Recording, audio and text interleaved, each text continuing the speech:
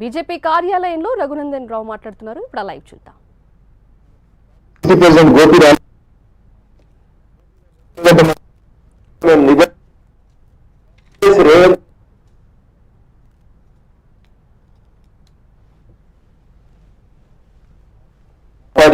Central యూనివర్సిటీకి సంబంధించిన భూముల విషయం లోపల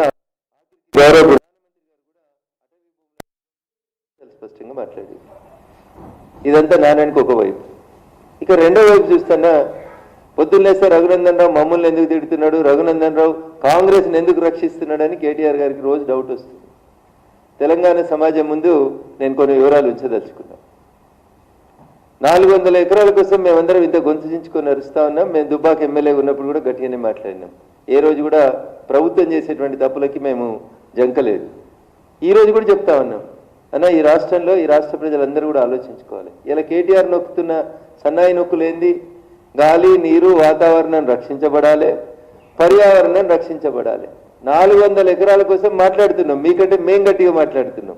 కానీ నాదొక ప్రశ్న కేటీఆర్ గారికి, 400 ఎకరాల గురించి ఇంత జ్ఞానోదయం అయింది కదా నీకు, బోధి వృక్షం కింద కూర్చుంటే కేటీఆర్ గారు, మరి జీవో 311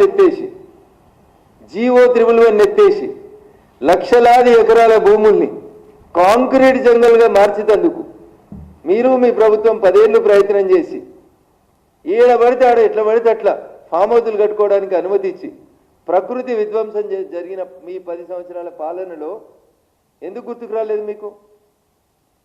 జీవో 311 ఎత్తేయడం వెనకాల హైదరాబాద్కి లంగ్ స్పేస్ అని చెప్పుకునేటువంటి ప్రాంతం అది. లక్షల ఎకరాల భూములు, నీళ్లు, గాలి, ఆ గాలి ద్వారా మనం పీల్చుకునేటువంటి ఆక్సిజన్, ఇట్లాంటివన్నీ మీరు 400 ఎకరాలే పెద్ద లంగ్ స్పేస్ హైదరాబాద్ కష్టమవుతుంది అన్నప్పుడు, మరి లక్షల ఎకరాల్లో విస్తరించబడినటువంటి ఫారెస్ట్ ఏరియాలలో లేదా గ్రామీణ వాతావరణాన్ని కలిగినటువంటి జీవో 311 ఏరియాలో చెట్లను కొట్టేసి కాంక్రీట్ జంగల్గా మార్చి ఫామ్ హౌజులు కట్టుకునేందుకు అనుమతి ఇచ్చారు కదా మీరు 10 ఏళ్లలో. దాన్ని ఏమనాలి కేటీఆర్ గారు? అప్పుడు ప్రకృతి విధ్వంసం జరగలేదా? ఇది అడిగితే రఘునందన్ రావు మమ్మల్ని ఎందుకు ప్రశ్నిస్తున్నాడు, గత ప్రభుత్వాన్ని ఎందుకు ప్రశ్నిస్తున్నాడు అన్నాడు. ఎందుకు ప్రశ్నించకూడదు? గత ప్రభుత్వం కాదు, ఈ ప్రభుత్వం చేస్తున్న పనిని కూడా మేము ప్రశ్నిస్తున్నాం. కంచె గచ్చిబౌలి భూముల గురించి మేమే 100% కొట్లాడినాం, మేమే ఆపినాం. It is an undisputed issue. దాని గురించి మేము రోజు మాట్లాడాల్సిన అవసరం కానీ చర్చించాల్సిన అవసరం కానీ లేదు. 400 ఎకరాల భూముల గురించి ఇంత గట్టిగా కేటీఆర్ మాట్లాడుతున్నారు. నేను దాన్ని స్వాగతిస్తూనే 311 జీవో ఎత్తేసి లక్షల ఎకరాల భూముల్ని కాంక్రీట్ జంగల్గా మార్చి భాగ్యనగరానికి ఉన్నటువంటి లంగ్ స్పేస్ అయినటువంటి ప్రాంతాన్ని మీరు కాంక్రీట్ జంగల్గా మార్చాలనుకోలేదా? మీ హయాంలో అడ్డగోలి ఫామ్ హౌజులు మీ కుటుంబ సభ్యులందరూ నిర్మించుకోలేదా? జీవో 311 పరిధిలో కేటీఆర్ గారు మీకు ఫామ్ హౌజ్ లేదా? గౌరవనీయులు సిద్దిపేట ఎమ్మెల్యే గారికి ఫామ్ హౌజ్ లేదా? మీ శాసన మండలి సభ్యురాలు గారికి ఫామ్ హౌజ్ లేదా?